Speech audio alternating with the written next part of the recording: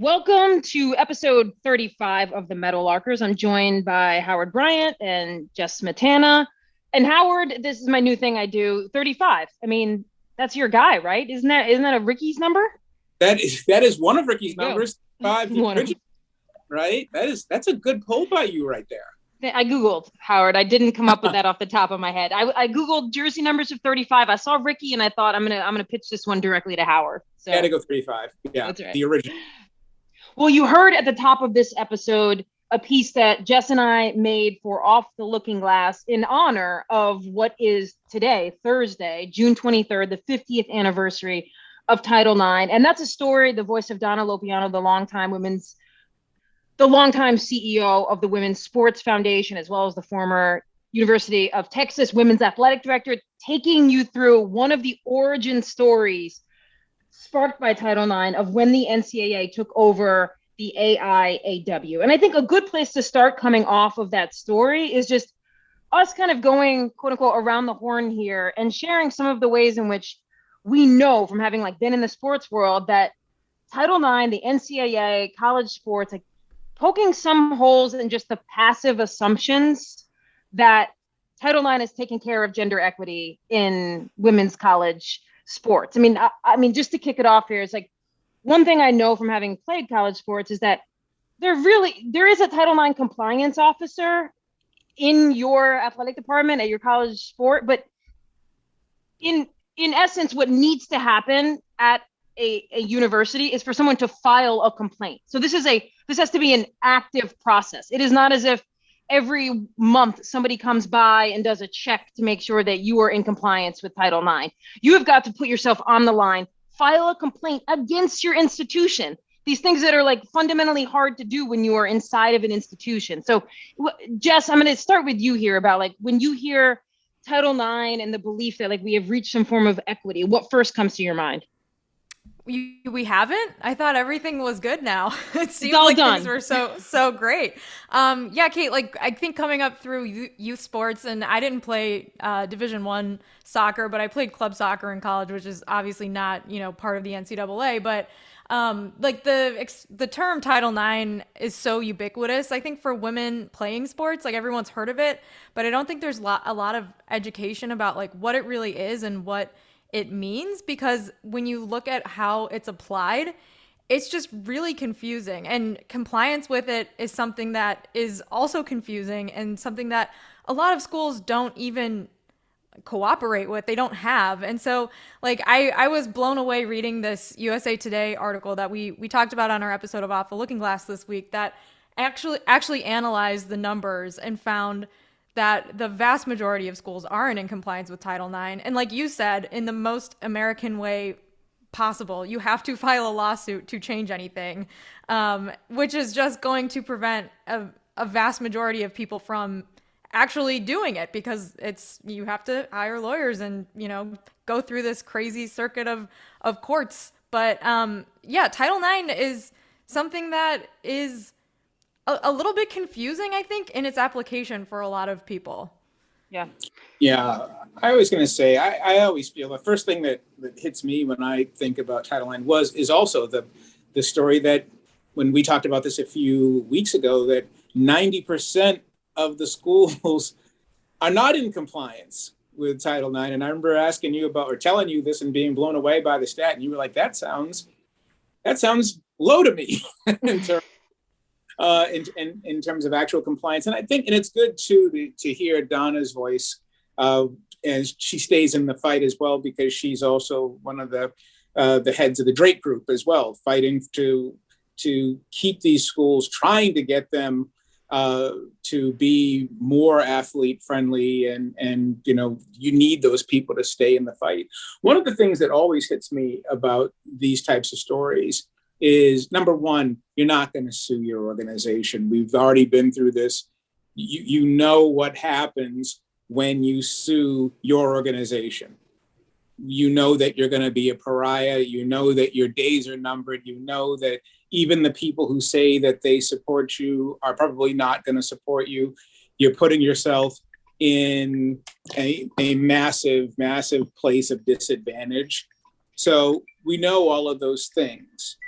And then the other thing that we know as well going through with this is the number of times that we've seen it when we're talking about race. We always talk about this. Race, class, and gender cannot be separated. The parallels are just too great.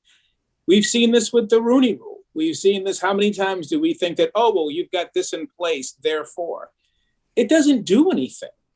It's there because the powers that be had to go kicking and screaming to implement Title IX. It wasn't something, if you needed Title IX, you were not going to get cooperation, right? Otherwise, you wouldn't have needed it in the first place.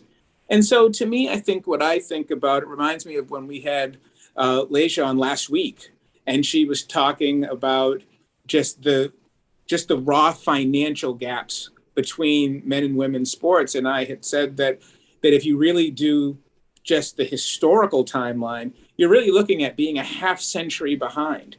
And I wonder how much of that half century, how much that bridge has been gapped. And I don't feel like it, I feel like obviously it has, but nowhere near to a place where you can say that it's satisfactory. Yeah.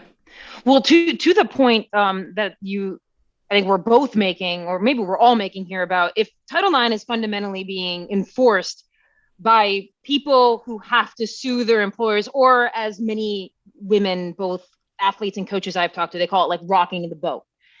And if that is how you get some level of equity out of the administration that you are working under, that is an incredibly loaded policy to have in place to begin with. Like I remember I did a story on Jody Runge. This was like 10 years ago. And she was the head women's basketball coach at the University of Oregon when they were, they would sell out their arena, and they went to a number of NCAA tournaments. And so she did very well there. And when I went to interview her, and this was for a story on women getting second chances in coaching, she was running a bed and breakfast outside of Portland.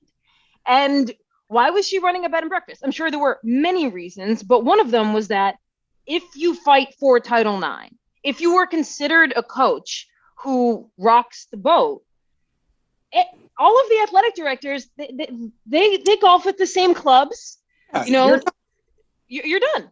You're done. And so you are leaving the burden to get Title IX implemented in some form of equity to the women who are under the aegis of the male athletic directors. Like, that is a fundamentally flawed proposition to begin with. And one other thing I've been thinking of a lot when it comes to Title IX is that, because it's really only until this year, as Jess and I have worked on Off the Looking Glass, that I've even understood the history of my sport or of women's sports. Even having played basketball for 20 years, as I said in the piece at the top, I thought the NCAA was looking out for me.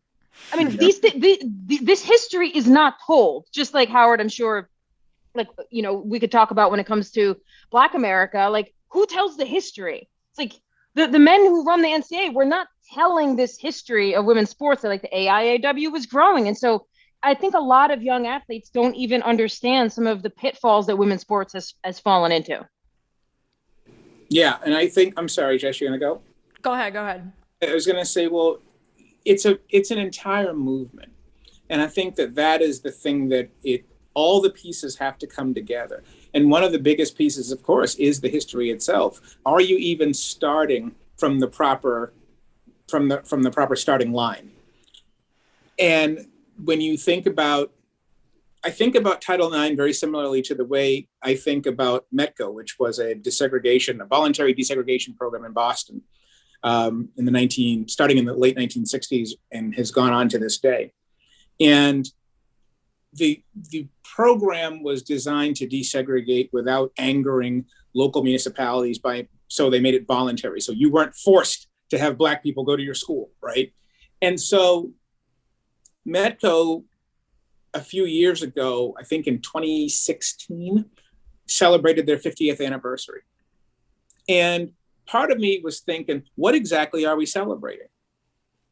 And obviously, you're celebrating the start of the fight, or at least the first major victory. So when you're thinking of Title IX, to me, I actually appreciate the fact that so many of these celebrations, or this marking, is really marking a lot of the places where it's fallen short, where it hasn't been supported. I think that's really important. I remember having a few conversations on the baseball side when we were talking about minority scholarships and the fact that baseball is down to 7% African American. And there's this big talk about having Major League Baseball get involved and maybe they could fund some scholarships. And it all fell apart. And I remember talking to some MLB people about why it fell apart. And the very first thing they did was blame Title IX. And they're like, well, we can't give the guys scholarships because then we're going to be out of Title IX compliance. And I said, well, why don't you support the women too? I mean, that sounds like a pretty simple fix on that one, because you want to grow the game. Women watch the game too, and they play the game. And so once again, if your starting point is always going to be kicking and screaming, it's going to be, okay, we are forced, that this is a chore. It's not an opportunity, it's an obligation. If that really is your baseline, then you're fighting two battles. One, you're fighting the battle to get people to approach this from a positive and not from a negative. And then the second battle is actually getting stuff done.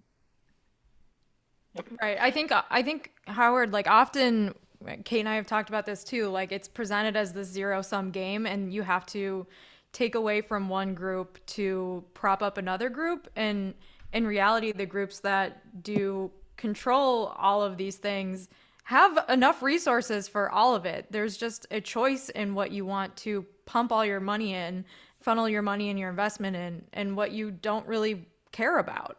And so that's what we see a lot of times with investment in women's sports. It's that schools that cut a men's sport get blamed, the women get blamed for it for some reason, when that school could have just added another women's sport or funded an investment somewhere else. Yeah. Or didn't spend $1 billion on football. That's just like, yeah. Or, sorry, Howard, go ahead. Right? There's always that. And what's going to be really interesting going forward is trying to connect the dots and see if the dots make sense. Do they make a puzzle or do they make a mess? And one of the areas is that in the post-George Floyd world, suddenly it's very, very fashionable to hire women in sports, in the male sports, to hire women in the NFL, to hire women in basketball, although basketball is a little bit ahead of that earlier, to hire women in baseball. Now we see it in the major leagues. You've got women coaching with the Red Sox, with the Giants, with the Yankees. But how is that going to translate?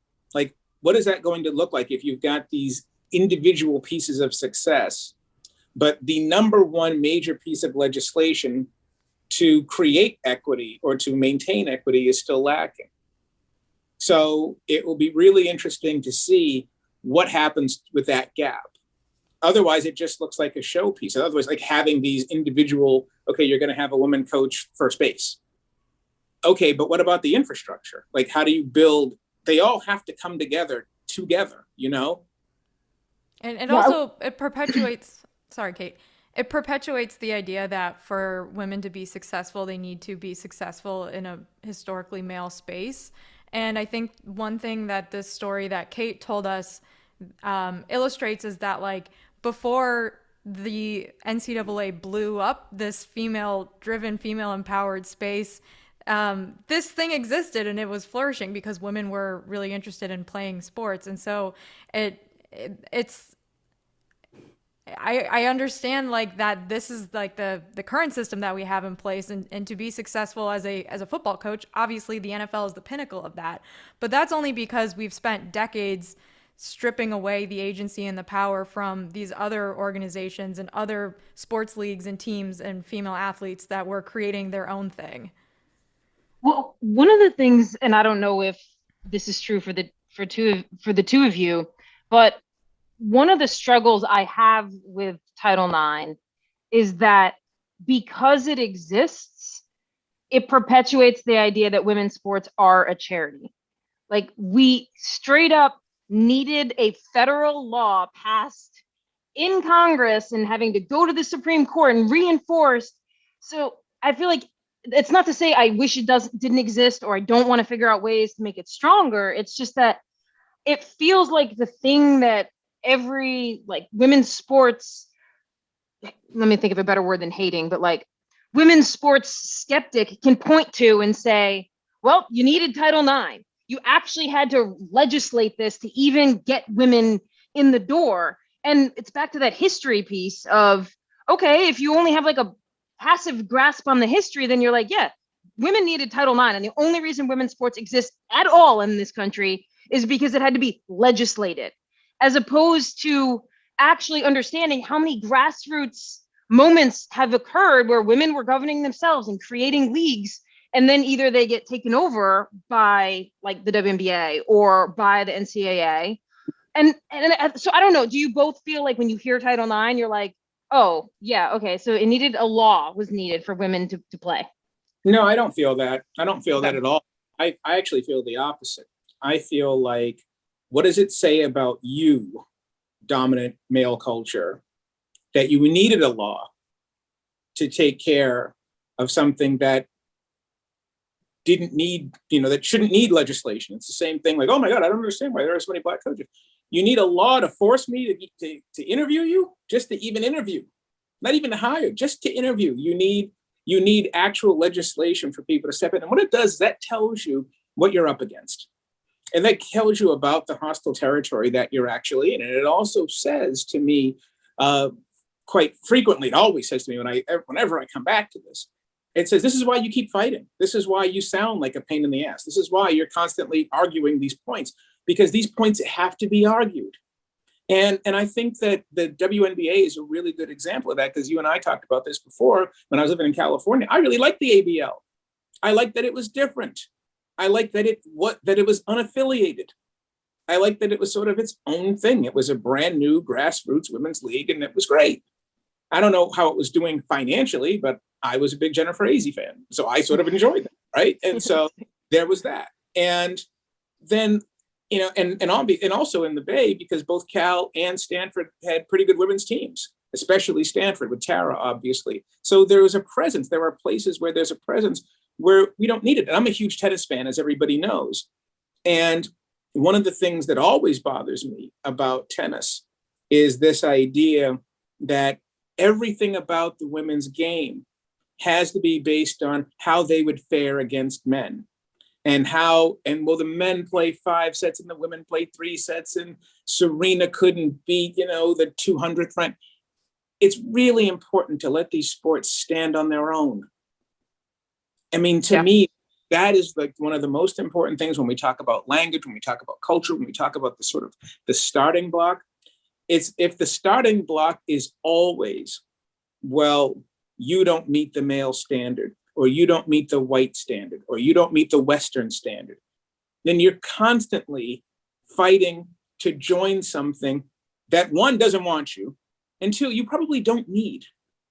And the only time it becomes a need is when we add the third block to this, which is class, which is these are the institutions that actually pay you the most.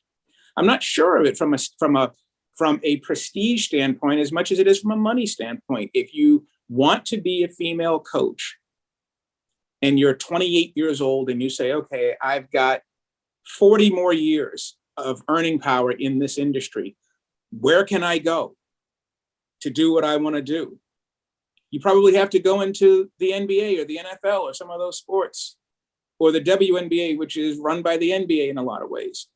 And so the necessity isn't that I'm trying to be like a man, or I want to be white, or I don't want to be, I want to always move to the United States. It's out of the necessity that this is where the money is. This is where the opportunity is. And everybody is gauging things based on this being the standard. I have no choice but to play this game. And that's what really has to find a way to chip away at that and destroy it. Yeah, because just to let me jump in here is like one of the fundamental shifts in my own thinking about college sports over the last couple of years, and specifically in talking to Donna for this piece, was just the underlying assumption I had that the goal for women's college sports was to look like men's college sports. Bottom dollar line, the way people get paid. I mean, that's the only way to measure it now. That's but right. So it's like, I can't even, like Jess and I had mentioned on Off the Looking Glass, when Kim Mulkey made her $20+ million contract at LSU in the offseason, everybody was celebrating. And that it is good in one way, but in another way, isn't this just more commercialization and exploitation of a quote unquote amateur like sports league that we've created? Where is the actual victory there if what we're looking for is equity?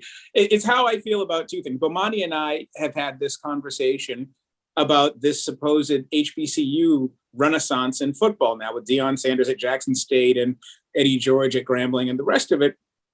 And he was like, well, I think we're making a big mistake trying to say that the only way you can have an HBCU renaissance is if Jackson State is somehow competing with Alabama. It's not going to happen. It's a bad model. That's a bad measure.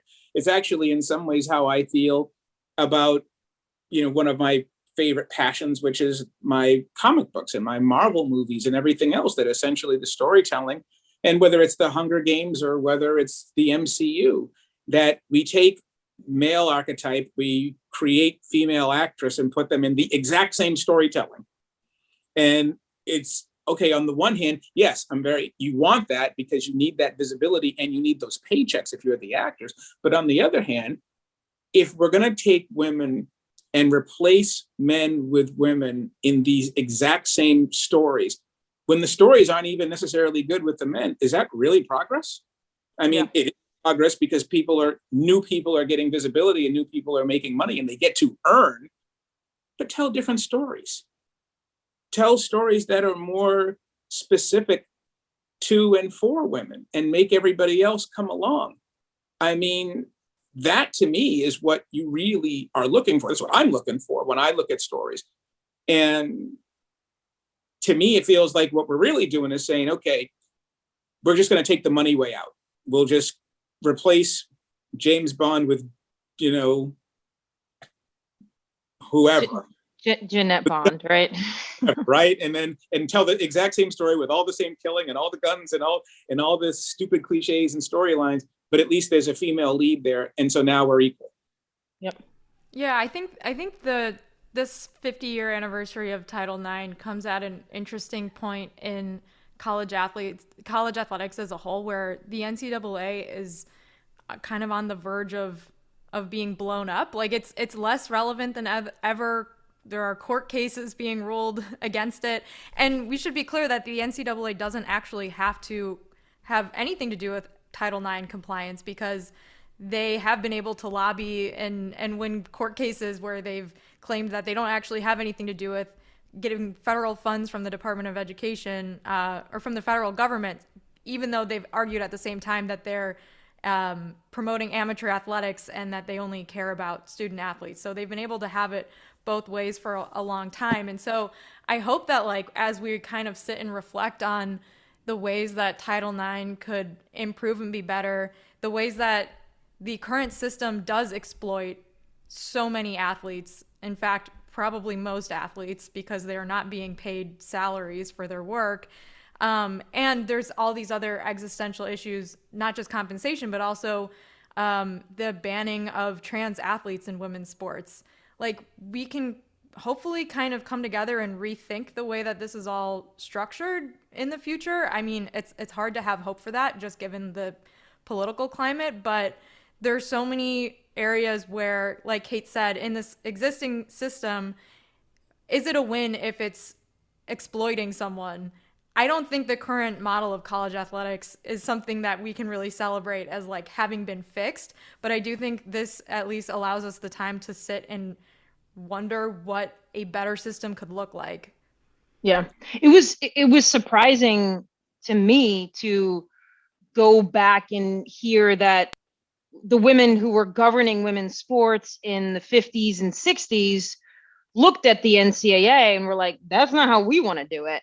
We see that it's exploiting. We see that it's business first. And it could be a little Pollyannish, but at the time they're looking at, well, we want the experience of women who come into college and play sports to be an educational experience. And now that kind of strikes me as this like naivete to even think that way. But as someone who has written a book on a young student athlete who died by suicide for many reasons, some mental health reasons, but a variable in that being that the college sports system is exploitative, and the experience of athletes inside of that system is fundamentally flawed for most of them. And it is surprising to them when they get inside the college sports experience that it's almost prescient when you think about those women in the 50s and 60s and saying, well, we don't want young women to have that exploitative experience. Of course, it becomes unavoidable for them as money comes in because of Title IX. And then as we said at the top, the NCAA takes over. Now you fast forward 40 years and we hear stories almost every other week about young athletes, either they're transferring and for many reasons, or the anxiety and depression. It's like, it is a small piece of the puzzle, but like the broken system of what college sports is, people saw it like 60, 70 years ago. Yeah. They saw what it was. Exactly. And, and once again, when you're dot connecting and you're making all of these links, the history is always instructive. And once again, there are so many parallels. But once again, what is the bottom line? The bottom line is, where is our visibility going to come from? What do we value? What do we cherish? Where's what's the game? And while you were talking about the early days of Title IX, Kate, I was thinking about the end of the Negro Leagues.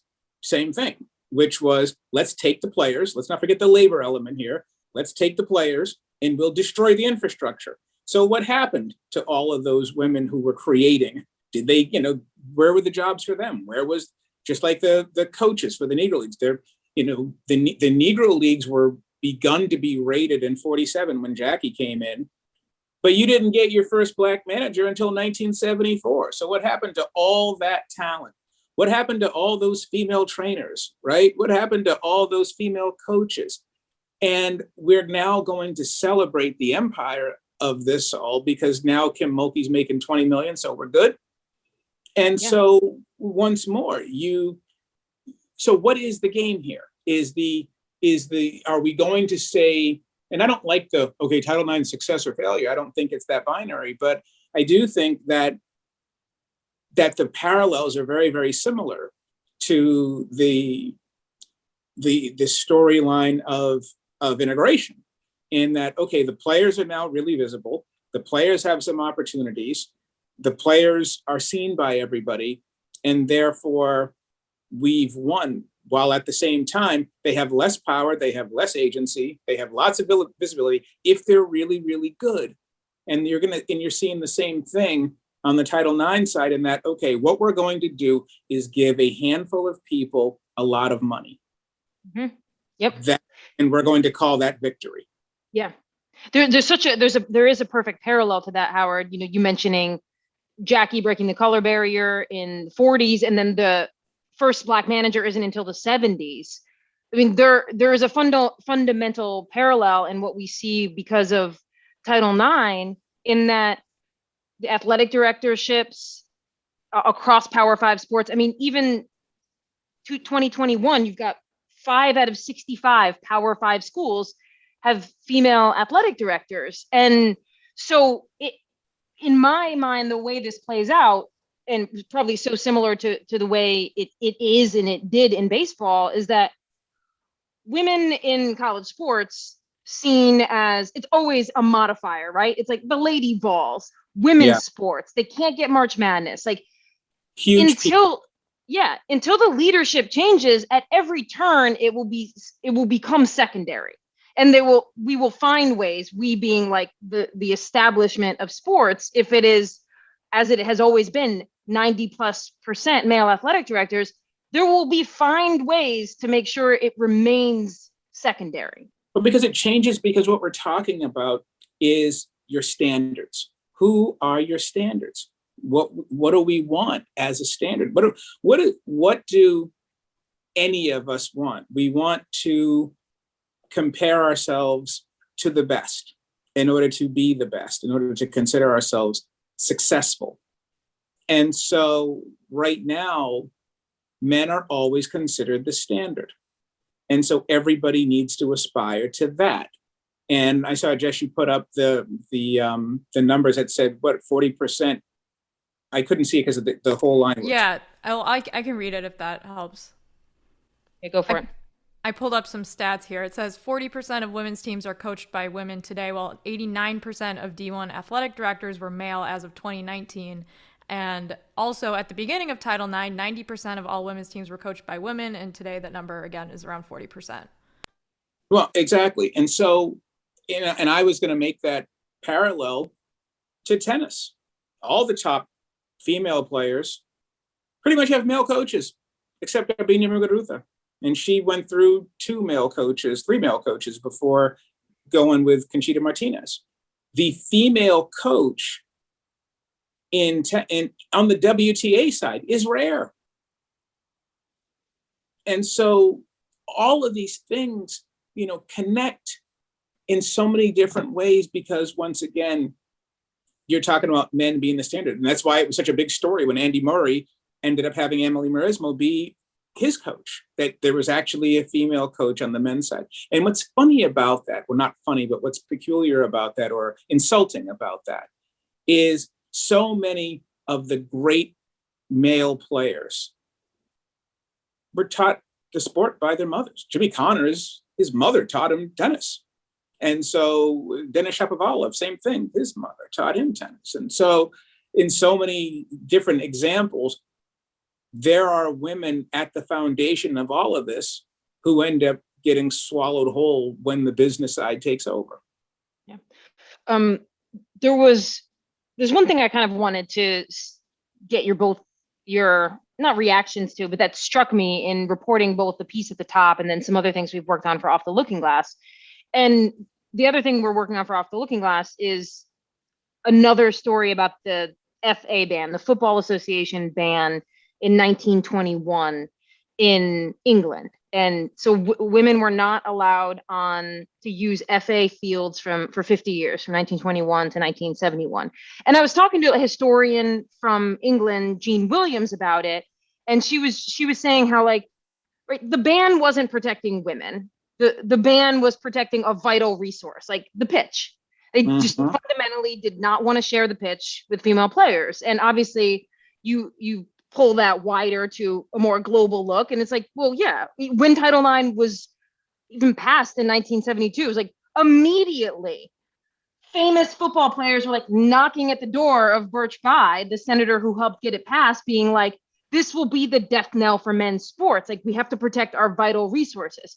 But the thing that really struck me in talking to Jean Williams about the FA ban was that she was talking about how the trickle-down effect of how it affects how we view women, female athletes in particular, and that so you ban them from the pitch, which means that they can only use fields where there's essentially no room for a crowd, because that would have been an FA pitch, right? Because there's thousands of FA pitches. And so she had this line that it was like, so it reinforced this notion that women's football was not spectacular.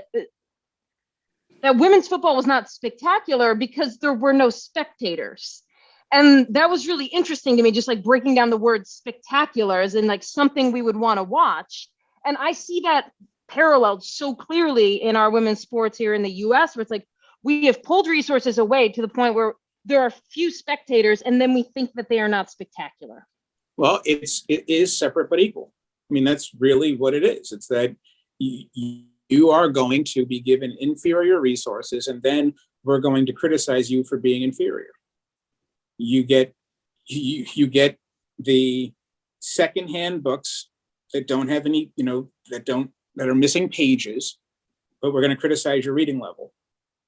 And this is the gaslight, and this is what it's always been. And I think that the one of the frustrating pieces of it isn't just that it's the way it's always been. It's that the argument has been, well, let's shift it. Let's just give some people money.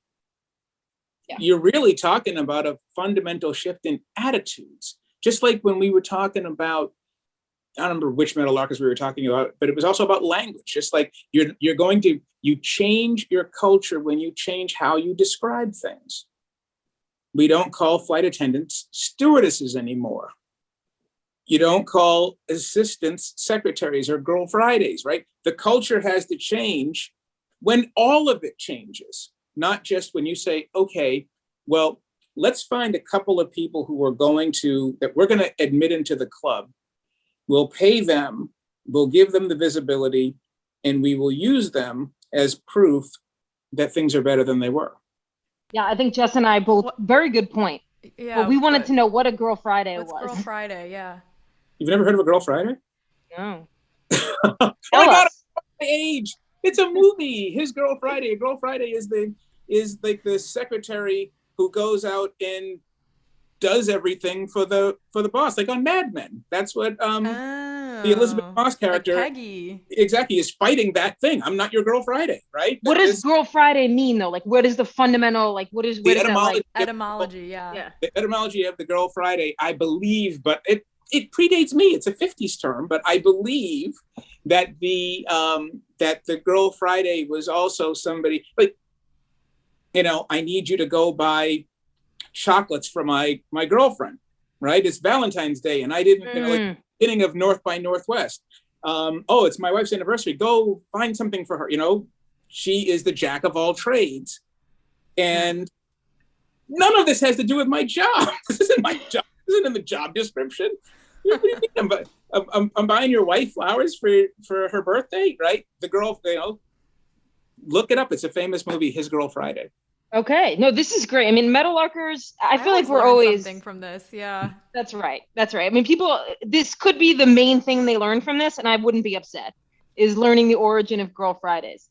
Terms though, right? Because these are the things, once again, when we talk about the culture, right? Girl Friday, a female helper, especially a junior office worker or personal assistant to a business executive. Yep. That's good. Okay, so I think that a good place to wrap it up is to take a look at, as we acknowledge the year 50 of Title IX, what we actually think the future of what Title IX can be is, or what, it's not necessarily hope, it's really like, in the climate we're in right now with where college sports are, where women's sports are, I don't know that I look at Title IX over the next 50 years and seeing it be as cornerstone of a piece as it has been for the last 50 years. Jess, I don't know if you're ready to jump in yet, but like when you look at the future, where do you see Title IX coming into play? I feel like that's a very broad question, but I think that Title IX itself is only as strong as like the administration in place and the Supreme Court allows it to be. And there have been elements of Title IX that have been rolled back during the Trump administration that I know activists are fighting to get undone. And I've actually seen things in the news about that as recent as this week. So there may be news stories about this as I speak, but I think there are ways to strengthen the legislation to protect women, protect female athletes, protect women on campuses. And I know that there are activists that are in the process of trying to make these things happen, like right now. So in the future, hopefully, I mean, every piece of legislation is a living document, right? And is subject to be changed. And this is one that I think there are definite areas of need to make it more impactful in the future. Yeah. I feel like, I don't want to say I'm pessimistic about this because I'm not. Where I do feel pessimism is in the term Title IX itself, because we are living in a period of massive deregulation. And we are living in a period of a total lack of accountability and oversight on everything, whether you're talking about the FDA or whether you're talking about, the SEC or all government agencies. Government watchdog agencies are being deregulated and they're being defunded. They're being neutered because there's an assault taking place right now on accountability. So I'm worried about leaning in on Title IX as something that will save us. I'm not sure that it will. So what my concern is that we're going to move toward something closer to what the NFL Players Association has had, which is we're not going to win in our fight for accountability. We're not going to win our fight in terms of being able to have more of a say in suspensions and having a say in terms of the way the business is run. But what we are going to get is more money and more visibility. And so to me, I think it's really important for the fighters and the advocates and people to keep their eye on both the actual visibility and the resources of Title IX and the accountability. Because I really do think that one of the ways to undermine in some ways is to make really splashy hires. Is so over the next 2 or 3 or 4 years, we're going to see visible women in male spaces while Title IX gets eroded. And I want to make sure that those two things, that you don't lose sight of both. It's good to have the big splashy hires and to have people earn and to make, and to get into positions that they hadn't been in before, but don't lose sight of the infrastructure as well. Don't erode the infrastructure while that's happening. Yeah, right. Like the big shiny hire, and then we all glance over there. Exactly. Meanwhile, they're... That's right. Yeah, and to close things off, I'm sorry. According to the Merriam-Webster dictionary, the term Girl Friday was first used in 1928 to describe, quote, a woman who does many different jobs in an office. Okay. Coming up soon, we have the 100th anniversary of the term Girl Friday, but I think it's dead since both of you guys, I think, Jess, you were probably born in the 90s, and Kate, you're born in the 80s. You had never heard of it. Yeah, which is progress, right? Which is a victory in of itself. And I feel like, yeah, not only are we not using the term anymore, we literally have never heard of it. So good. Exactly. Yeah, I think just to kind of put a cap on this episode, I think one of the things Jess and I were talking about just before we started was how, for me, women's college softball is almost like the canary in the coal mine of like what the future is going to be for women's college sports, because it has everything it needs. It has, it is the equivalent of Russell Wilson going onto the free agent market, having all of the assets and being able to change the game. It has the ratings, it has the personalities, it has everything. So how does women's college softball transcend? Does it just stay under the NCAA sort of like big package of TV deal umbrella, or is it able to separate itself and push for more? And I think that I was going to say, in future shows, we do have to dig in deeper on the TV deal side of all of it, because that's the next fight, because that's where your financial autonomy comes from. And where the women's softball and women's basketball, both really important for two of the same paternalistic reasons we've been talking about before. They both translate to the pros. They both, the female basketball player is going to translate to NBA jobs, and the female softball players we've seen, Jessica Mendoza, and it's going to translate into MLB opportunities. But what does it actually do for the sport itself?